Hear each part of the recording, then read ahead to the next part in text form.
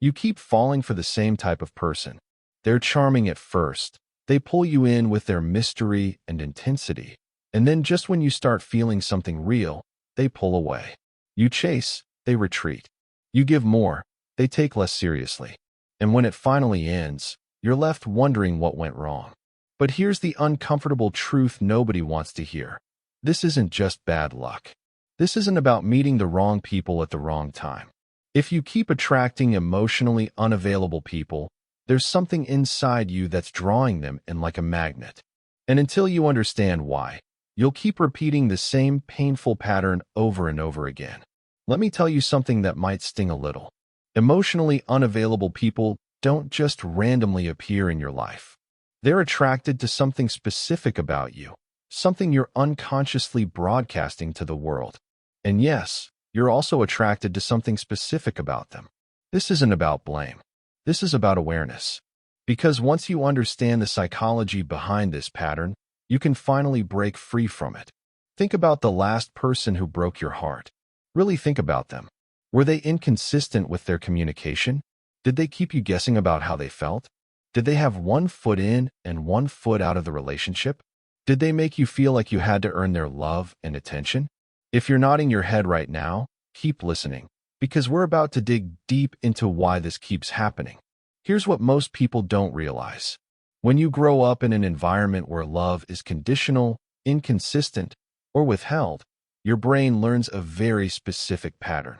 It learns that love is something you have to work for, something you have to chase, something that's always just out of reach. And here's the twisted part. When you meet someone who gives you love freely and consistently, your brain doesn't recognize it as love. It feels boring. It feels like there's no chemistry. It feels wrong. But when you meet someone hot and cold, who makes you work for their attention, who keeps you guessing, your brain lights up and says, yes, this is love. This is what I know. This feels like home. Your childhood taught you what love feels like. And if love in your childhood felt like anxiety, uncertainty, and constantly trying to win approval, then that's what your adult brain will seek out. It's not conscious. You're not sitting there thinking, I really want someone who'll treat me badly. You're just drawn to what feels familiar. And emotionally unavailable people feel familiar because they recreate the emotional environment you grew up in. Let's talk about attachment styles for a minute, because this is crucial. If you had a parent or caregiver who was emotionally inconsistent, who was sometimes warm and loving and other times cold and distant, you likely developed what psychologists call an anxious attachment style. People with anxious attachment have a deep fear of abandonment. They need constant reassurance. They interpret small things as signs of rejection. They give more and more in relationships, hoping it'll make their partner stay. Sound familiar? Now here's where it gets interesting. People with anxious attachment are magnetically drawn to people with avoidant attachment. Avoidant attachment develops when someone learns early in life to suppress their emotional needs, not depend on others, and to handle everything alone. Avoidant people are the emotionally unavailable ones. They pull away when things get too close. They value independence over connection. They struggle with vulnerability. And the anxious person and the avoidant person create this toxic dance where one chases and the other runs. And both people are deeply unhappy but can't seem to break the pattern. But it goes even deeper than attachment styles. Let's talk about your relationship with yourself, because this is where the real answer lives. If you constantly attract emotionally unavailable people, I need you to ask yourself this question. Are you emotionally available to yourself? Do you listen to your own needs? Do you honor your own feelings? Do you give yourself the love and attention you're desperately seeking from others? Or do you abandon yourself, ignore your intuition, override your boundaries, and betray your own needs just to keep someone else around? Most people who attract emotionally unavailable partners are themselves disconnected from their own emotional world. They've learned to minimize their needs, to be low maintenance, to not ask for too much. They've learned that being needy is bad, that having standards is demanding, and that expressing hurt is dramatic. So they shrink themselves down, hoping that if they're small enough and easy enough, someone will finally love them. But here's the brutal truth. When you abandon yourself, you attract people who will also abandon you. Think about how you treat yourself when you're alone. Do you speak to yourself with kindness or criticism? Do you prioritize your well-being, or do you constantly put yourself last? Do you keep promises to yourself, or do you break them the moment someone else wants something from you? Because the person who's emotionally unavailable to themselves will always attract someone emotionally unavailable to them. It's a mirror. The outside world reflects your inner world. And let's talk about something nobody wants to admit: the role that low self-worth plays in all of this. When you don't believe you're worthy of real love, you don't expect real love. You settle for crumbs and call it a feast. You accept breadcrumbs of attention and convince yourself it's enough. You tolerate behavior that should be deal breakers because you don't believe you deserve better. And emotionally unavailable people can sense this. They're attracted to people who won't demand too much, who won't expect consistency, who'll accept the bare minimum. It's not that you're weak or desperate. It's that somewhere along the way, you internalize the belief that you're too much or not enough. Maybe someone told you that you were too sensitive, too emotional, too needy. Maybe you had to compete for love and attention. Maybe you learned that your value came from what you could do for others, not from who you inherently are. And now you're walking around with this invisible sign that says, "I don't believe I deserve consistent love." And emotionally unavailable people read that sign loud and clear. Here's another uncomfortable pattern to notice. When you're attracted to someone emotionally unavailable, there's often an element of fantasy involved. You fall in love with their potential. You see who they could be if they just healed, if they just opened up, if they just tried. You create this story in your mind about the amazing relationship you could have if only they changed. And this fantasy is incredibly addictive because it allows you to avoid dealing with reality. The reality is they're showing you exactly who they are right now. But you don't want to see it because the fantasy feels so much better than accepting that this person isn't capable of giving you what you need. This fantasy addiction often comes from growing up in an environment where you had to read between the lines, where you had to look for signs of love in small gestures because big expressions of love weren't available. You became an expert at seeing potential, at hoping for change, at believing that if you just loved someone hard enough, they'd transform. And now you're using that same skill in your adult relationships, except it's keeping you stuck with people who aren't actually available for the kind of love you deserve. Let's also address the adrenaline factor, because this is huge. Relationships with emotionally unavailable people are like an emotional roller coaster. One day, they're texting you constantly. The next day, why they disappear. One moment they're telling you how special you are. The next moment they're pulling back and creating distance. And every time they pull away, your anxiety spikes. Every time they come back, you get a hit of relief and excitement. This creates an addiction cycle. Your brain starts craving the highs and lows because stable, consistent love doesn't trigger the same neurochemical response. You might think you want a calm, peaceful relationship, but if you're used to chaos, calm feels uncomfortable. It feels like something's missing. There's no drama to manage, no puzzle to solve, no person to figure out. And if your entire sense of purpose in relationships has been about trying to make someone love you, a relationship where someone already loves you consistently can feel purposeless. This is why people who've been in toxic relationships often say that healthy relationships feel boring at first. Their nervous system is addicted to stress. So what does all of this mean for you? It means that attracting emotionally unavailable people isn't a character flaw. It's a learned pattern, and patterns can be unlearned. But it requires brutal honesty with yourself. It requires looking at your childhood without rose-colored glasses and acknowledging how those early experiences shaped your expectations of love. It requires examining your relationship with yourself and admitting where you've been emotionally unavailable to your own needs.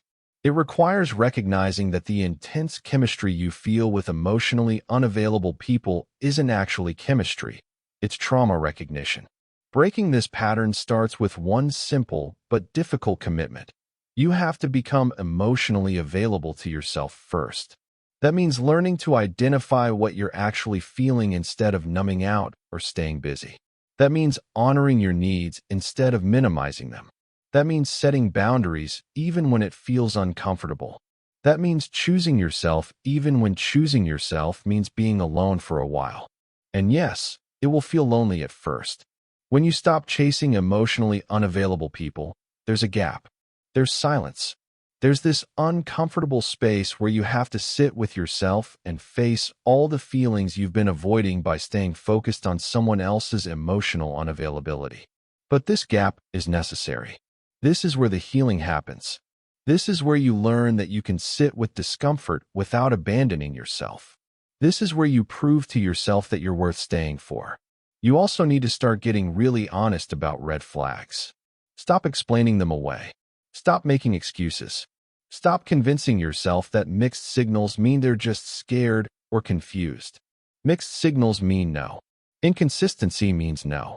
Breadcrumbing means no. Future faking means no. When someone shows you through their actions that they're not available for a real relationship, believe them the first time. Stop waiting around for them to change. Stop thinking you'll be the exception. You won't be the person who finally makes them commit. Not because you're not amazing, but because their unavailability has nothing to do with you. Here's what you need to understand about emotionally unavailable people. They're not projects. They're not puzzles for you to solve. They're adults who are responsible for their own healing. Your job is not to love them so hard that they finally feel safe enough to open up. Your job is to love yourself enough to walk away from people who can't meet you where you are. And I know that sounds harsh, especially if you have a big heart and you genuinely care about people. But you can care about someone and still choose not to be in a relationship with them. Compassion doesn't require self-sacrifice. Start paying attention to how you feel around different people. With emotionally unavailable people, you probably feel anxious, uncertain, like you're walking on eggshells, like you're constantly analyzing their words and actions, trying to figure out where you stand.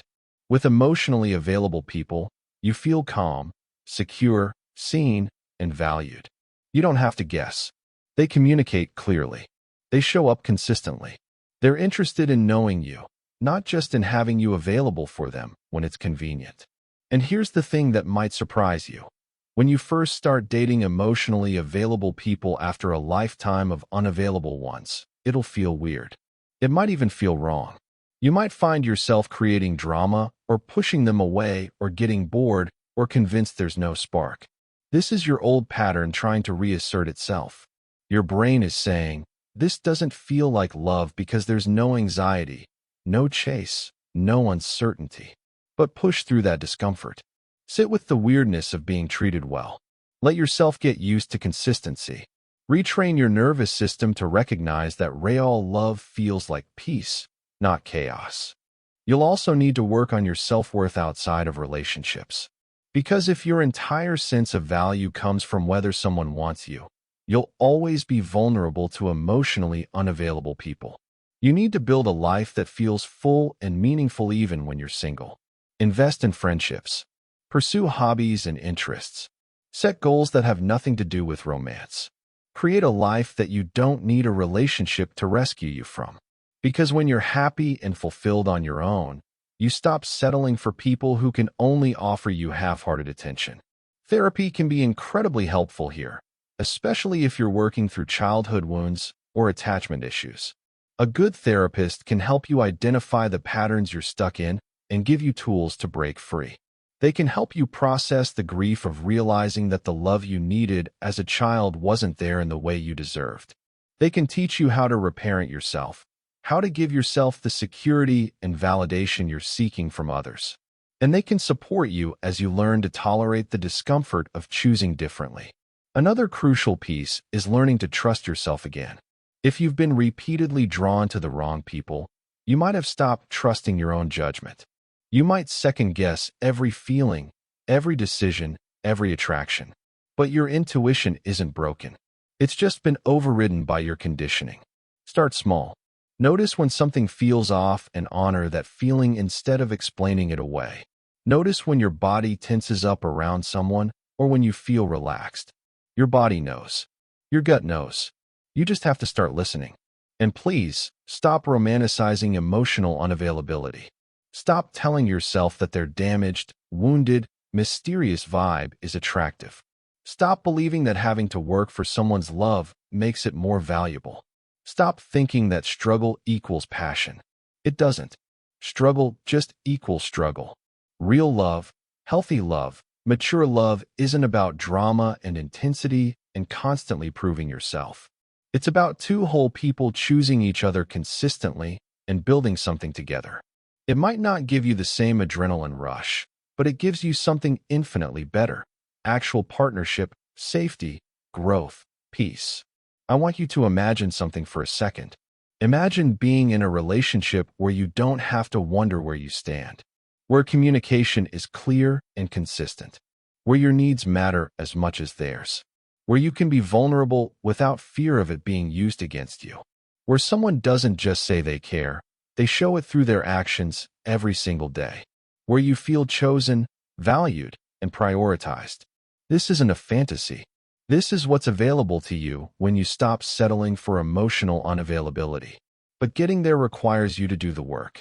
It requires you to face the uncomfortable truth that you've been participating in your own heartbreak by choosing people who can't show up for you.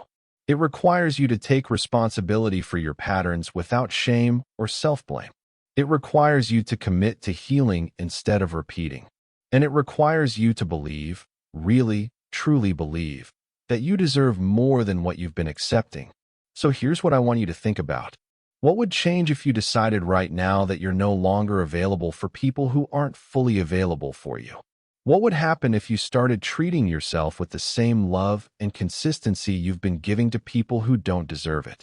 What if you redirected all that energy you've been using to chase unavailable people and used it to build yourself up instead? Who would you become? What would your life look like? The pattern of attracting emotionally unavailable people ends the moment you decide you're done with it. Not when you find the perfect person, not when someone finally chooses you, but when you choose yourself. When you decide that your peace matters more than potential. When you decide that consistency matters more than chemistry. When you decide that you'd rather be alone than in another situation that makes you feel crazy, anxious, and not good enough. And I know that choosing yourself can feel scary. It might mean being single for a while. It might mean watching people you're attracted to walk away because you're not chasing them anymore. It might mean sitting with loneliness and facing all the feelings you've been avoiding. But I promise you that discomfort is temporary. What's not temporary is the pattern you'll stay stuck in if you don't do this work. You can either be uncomfortable for a season while you heal, or you can be uncomfortable for a lifetime in relationships that don't fulfill you. You have everything you need inside you right now to break this pattern. You just have to decide that you matter enough to do it. You have to decide that your emotional well-being is worth protecting. You have to decide that you're no longer willing to dim your light or shrink your needs or accept less than what you deserve just to keep someone around who isn't even fully present anyway. So let me ask you this.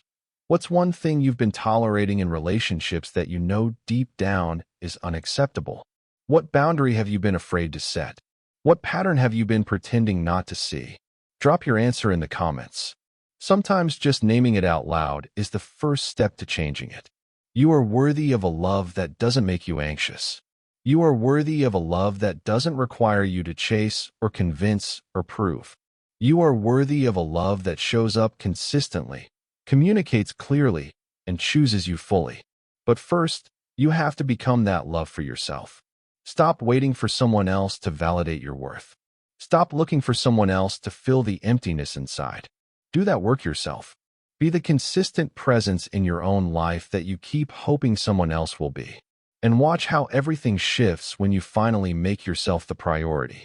If this resonated with you, hit that like button. And if you're ready to do the deep work of transforming your relationship patterns, subscribe to this channel because we're just getting started. You've got this.